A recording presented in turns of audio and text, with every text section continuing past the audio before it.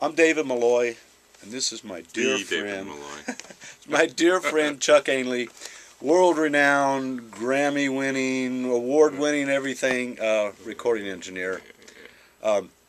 Anyways, and I'm going to drop a few quick names because I want to make sure that I've got your attention, because he's gonna share some information about vocals and microphones and things that's really going to be helpful. Chuck has worked with George Strait, Dire Straits, Patti Loveless, Waylon Jennings, Sheryl Crow, Dixie Chicks, Sugarland, Reba McEntire. The list goes on and on, but I know now I've got your attention by throwing some names out there. He's a great tracking engineer. He's a great engineer at vocals. He's a great engineer at mixing. And so I'm not going to try to cover all those things today. I'm just going to talk to Chuck about recording vocals and what singers should think about, what an engineer can do and what they can't do, and how that marriage between the engineer and the singer and producer, if there's a producer involved, how that marriage works and what's the best way, most efficient way for that to work. So, Chuck, thanks for doing this. I really appreciate it. Saying, man. Thanks so much, man. Thanks for having me to the Hootenanny, man. Yeah, I we appreciate you have coming. so much fun. I don't know, we've probably been there half a dozen times, and it's just always a blast and just a great idea to get to hang out on like some nice carpets and hear great music going on, and Thanks. in a really good environment, and you know, it's just loose and cool, and it's bringing the town together. Today I was just going to focus, like I said, on the vocal part of it, and so I'm going to just start with your. Let's say you're the new singer, whether you've never come in the studio before to do a vocal, or whether you've been in the studio 100 times to do vocals. Okay, there's some things that, whether it's your first time or 100th time, remain the same. And so I want to address kind of those things. And so the first thing when you come in is, first of all, as a singer, you have to be prepared. You need to know your song and know your lyric and what you're singing about. That's important on your part to do that. Then when you come in the studio, it's the engineer's job then to capture your vocal in the best way. And so, Chuck, I was thinking, should we just jump right into microphones? Well, just before doing that, maybe a little bit, you said some of the things that you ought to know before, prepare for before you come into this studio. Probably you shouldn't stay up all night partying and like, talking real loud and everything. I mean, you should probably kind of like maybe chill out a little bit, let your voice rest. Right. How many times has that happened to you? The singer comes in and they're trashed. Yeah. I remember doing this one record with Tony Brown, and I won't say who it was, but he's really kind of a real country artist, and he came in early, and the two of us were sitting there, and he goes, "Man, let me play you some of these songs I just wrote." I go, "Cool, man." And so he sat down for about an hour before he was supposed to do his vocal overdubs, just sang his heart out. I mean, sang his heart out. And then it comes time to like actually record. He couldn't sing. No it was done. So probably, partying at night's not a real good idea. And, maybe, but a little bit of singing, in the car or something on the way in, just get your voice warmed up and do a few little vocal exercises.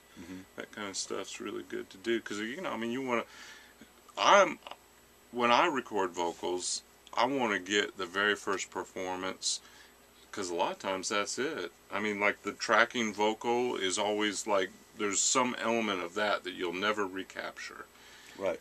Or when they come in the first performance, when they're, just singing it again as an overdub, there's some of that stuff that you'll just never get again.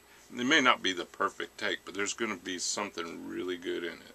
Because of that connection in the moment of the band. And if you're warmed up, man, you're going to sound right. Right. So, I mean, on my side of the glass, the main thing I got to be ready for is to, perhaps set the mic preamp levels a little bit conservatively, so I don't, overload anything.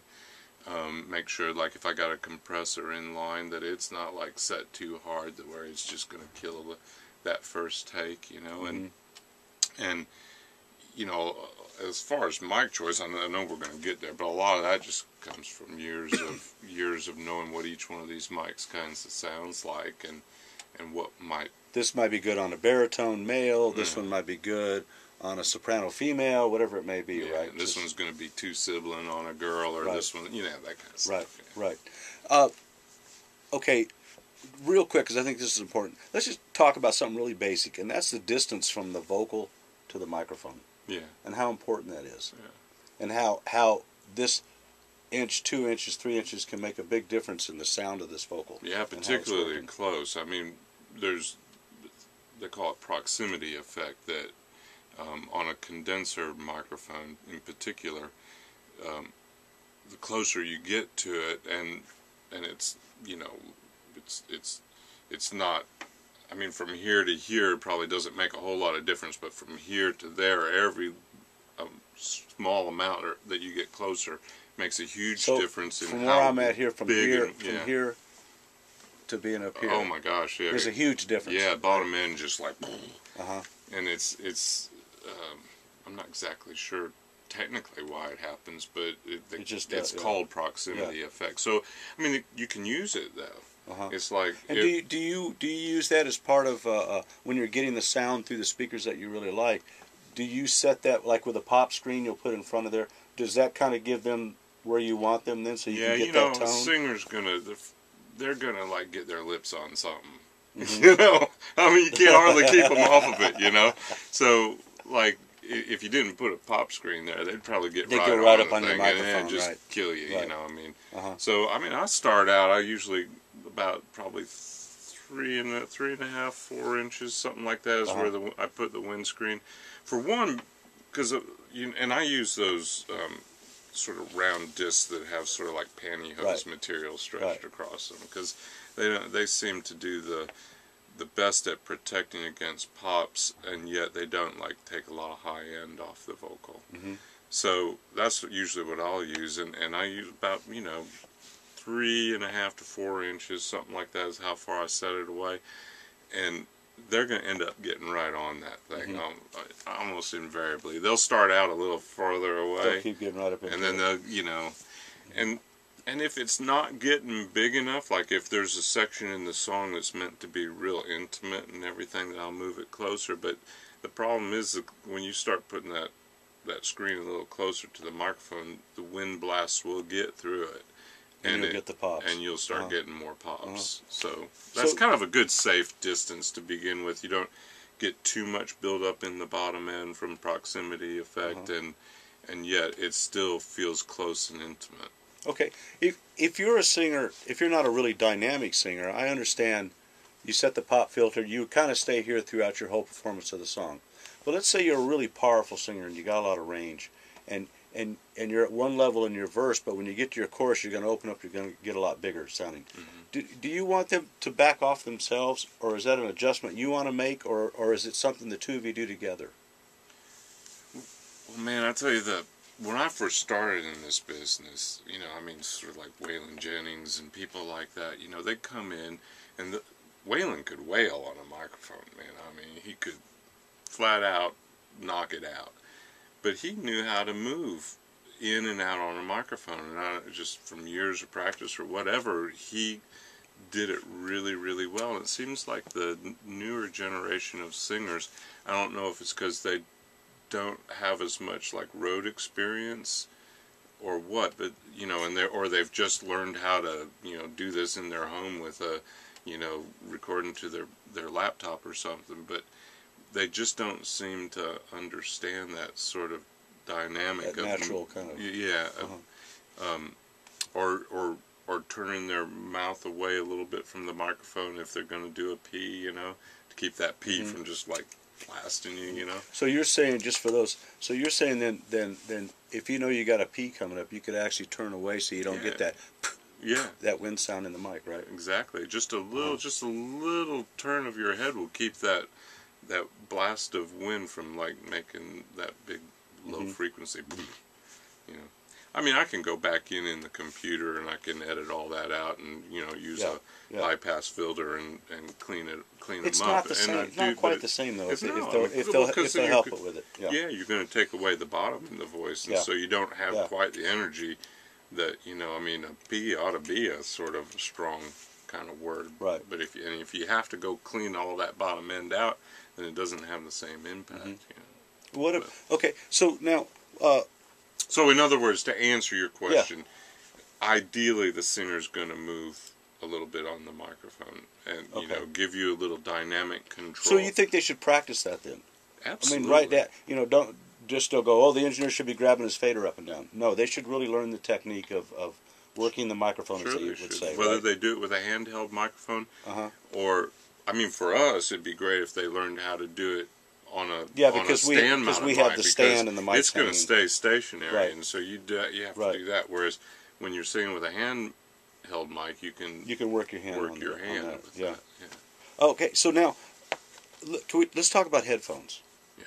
Because the headphones are an unusual thing, because basically as a singer, maybe you started singing in your house or your bedroom and you're playing maybe guitar or piano, but all this time you're not wearing headphones, so you're not used to what comes out of your mouth going right into your ear back at the same time. It's an Sure. unusual experience, you know. Yeah, you're used to hearing the The sound room, in the room mostly around through you, the right? bones in your head, Mm-hmm. but then getting that sort of feedback from the room around you, and all of a sudden when you close all that off with headphones, it changes your pitch relationship. Yeah, pitch is a tricky thing in headphones. Yeah. Uh-huh. Yeah. And do you so for a singer starting out with headphones and getting comfortable with them, would they have their vocal up really loud? Would they listen to the whole band, or would they just hear themselves and maybe a guitar or a piano, or what are your thoughts about stuff like that? You know. Well, I think the headphone mix is hugely important. Not only recording vocals, but also getting a band to play together as a band. You know, I mean, so I mean, the headphone mix to me is one of the things that I spend a lot of time on, and I always, when I'm tracking, I always get huge compliments from the musicians about like how great the headphones sound. And I go, well, you know, that's what you do, isn't it? And they go, you wouldn't believe what we have to work with sometimes. So, I mean, to me, I mean, that's the way I learned, you know, was that that was important, and it makes a difference. For a singer, I mean, especially new singers in coming into a studio, they always tend to turn themselves up so loud, you know, that's about all they're hearing because they're insecure. And if you'll put on headphones, because I'll do this, I'll go out and I'll listen to what they're listening to if they're struggling, and make suggestions. Or sometimes, you know, like I'll have somebody like Leanne Womack in there singing, I'll go put on her headphones, and it's like a normal mix. It's like, it sounds like a record, and, you know, I mean, the band's there, everybody, you can hear everything. But, you know, inexperienced singers, they're like, kind of like only hearing themselves, you know, so they don't have as much to cue off as far as pitch reference.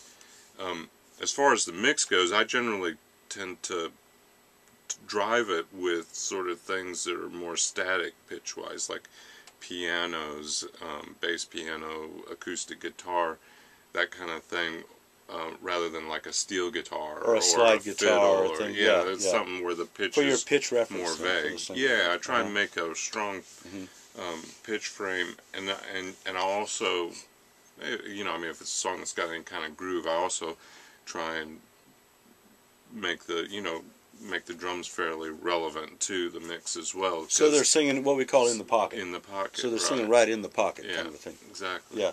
So, I mean, it's more of a reduced sort of, I mean, I don't put all the, like, candy in there. Right, You know, I mean, I want it to be inspiring, but, you know, not to sacrifice the, you know, them singing and giving. Well, what about reverb on their voice, or echo, or whatever? Generally, I'll put there'd probably be a little blip in an edit because we actually changed cameras there. So, anyways, on the headphones, I think we covered everything on the headphones, or what? I mean, you might talk about. I mean, in most of the studios now, they have these multi-channel headphone boxes. You know, so rather than just getting a stereo mix, you've got the option of like adjusting how loud the band is and how loud each individual singer is, and so you can kind of set your levels and hear yourself more clearly. Sometimes all that control is difficult for people who are first getting in. But, you know, if you're I mean, my part, I go in there and I try and explain the headphone box real clearly so they know what faders to grab. Put the tape on there, put so the they know what tape the on, labels all are that on sort there. of stuff. Yeah. And then I guess the other thing, too, is like different kinds of headphones can really make such a difference. Like, some headphones are just so closed, like you were saying, you know, I mean, if they're real close, you can't hear anything around you, and that's hard for some singers. Some headphones are too bright, so they kind of hurt. Some aren't bright enough. I mean, I was recording Kenny Rogers the other day, and for this Lionel Richie duets album, and his hearing's kind of going. He's wearing wearing some things in his ears so he can hear better, and he couldn't hear any high end. He's going, "There's something wrong with these headphones." So we just went out there and cranked up the high end. He goes, "Oh, great." So hopefully young singers aren't going to have that problem, but unless those young singers are listening to those earbuds too loud. Don't wear those earbuds so loud. You don't want to end up like Kenny. What about using earbuds and singing with those? Something that open, is that get into the microphone or what? Well, I don't know about earbuds. I've never really actually had anybody wear well, actually, no. God, what's his name? Background singer sings on everybody's records in town. I'm sorry. John Wesley? Oh, no, I know. Wes Hightower. Wes Hightower, yeah. He wears his in-ears. He wears his in-ears, yeah. And I don't have any problem with him, but he listens so low. I mean, he listens like hardly any volume at all. Yeah. But some headphones don't isolate enough, and that bleed from the headphones into the microphone just sounds horrible. So you have to be careful about what kind of headphones you use for sure. Okay. Now I'm going to shift gears and talk about the actual performance, for the singer's performance, and the elements that lead up to the performance. And I want to start with talking about vocals in the morning, or doing vocals in the afternoon, or doing vocals late in the evening. I want to talk about that, and talk about should you sit down and do your vocals, or should you stand up? Should you hold, if you're a guitar player, should you hold your guitar so you set your guitar down? How much do these kind of things have an effect on the singer and the performance? Well, there's no real rule, on any of those things. I mean, I know some singers that love to sing in the morning, even though they might be night people. But their voice, when they first wake up, there's like that additional harmonic content to it, like high frequency stuff. It just sounds fresh. As your voice is opening up, kind of? Yeah, it just sounds fresh. Kenny Rogers, I worked with Kenny in the 80s on Love Will Turn You Around, and he wanted to do his vocals like at 8 o'clock in the morning, because his voice was just opening up, and it had an extra little kind of a buzz to it at that hour of the day. Yeah, it's amazing. Even though he always performed at night, but on his record, he liked that early morning vocal like that. And then some people, they just are convinced that they only sing good at night, and or they only sing good after they've had a few drinks, or all that stuff. So I mean, there's no real rule of thumb. I generally would prefer somebody not be drinking, because they're a little easier to contend with. In the morning's good for me, because I get sleepier. I'm old now.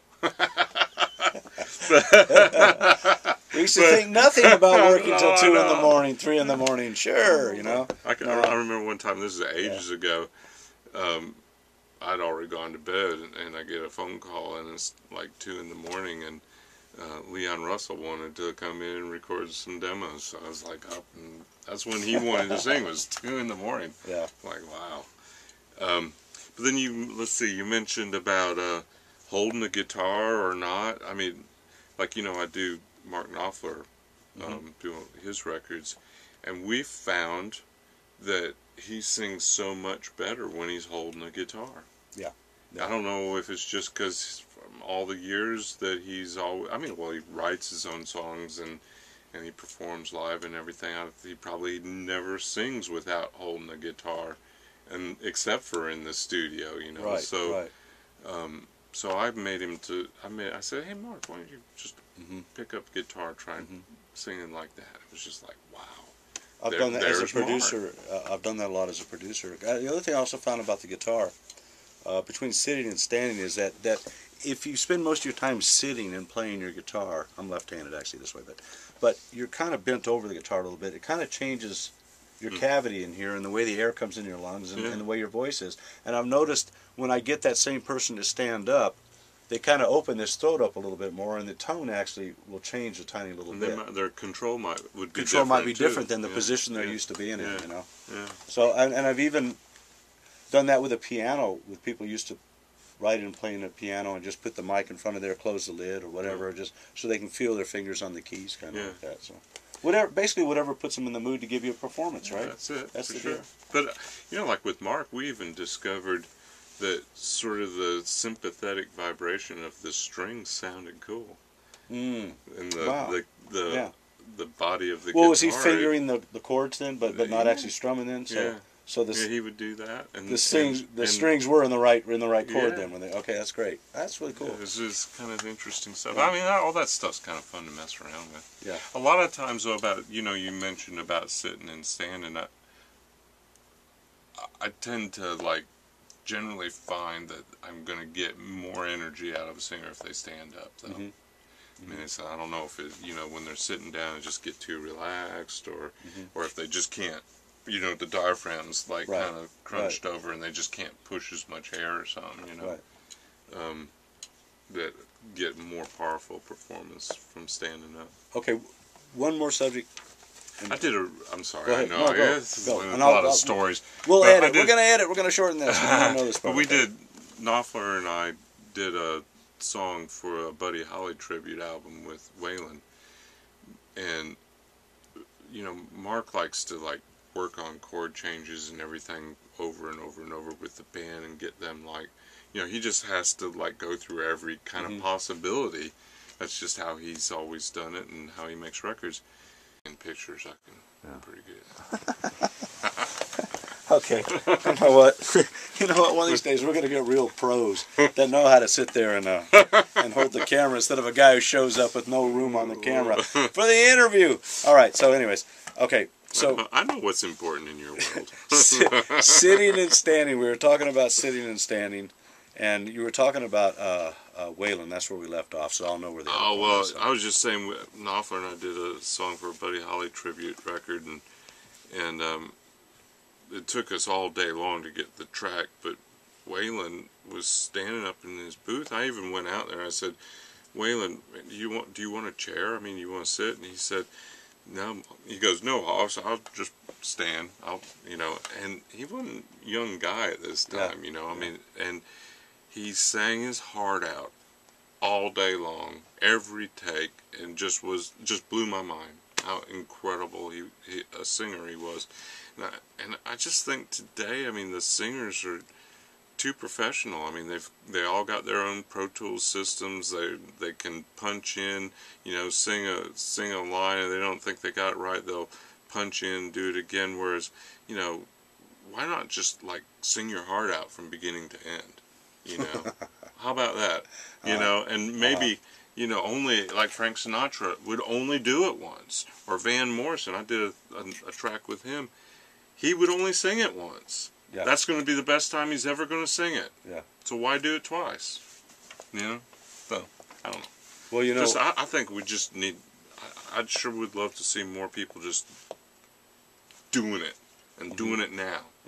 Analog tape, you only got one or two or three tries, Digital, you can do it as many times as you want. What you're saying is you think we're losing some of the emphasis or the importance on an actual performance. You do live. You get one shot. You do it live, that's it. Bang, it's over. You're missing some of that in the studio. Guys, people are just grinding on these things too much. Yeah, absolutely. And all the magic's gone. Because you've perfected everything so much that it just starts to get boring. Yeah. Because there's no natural kind of rawness about it. I mean, if I've got my choice, I mean, I'd rather go into the studio and give the singer, tell them, look, we're only going to do this 3 or 4 times. Like with George Strait, you're only going to get 3 or 4 passes. So he gives you 3 or 4, from his heart passes, and you comp those, and there's your record. Whereas some guys, man, they go, pass after pass after pass, and you might find a little bit here and there and make a great vocal out of it, but it's not the same thing.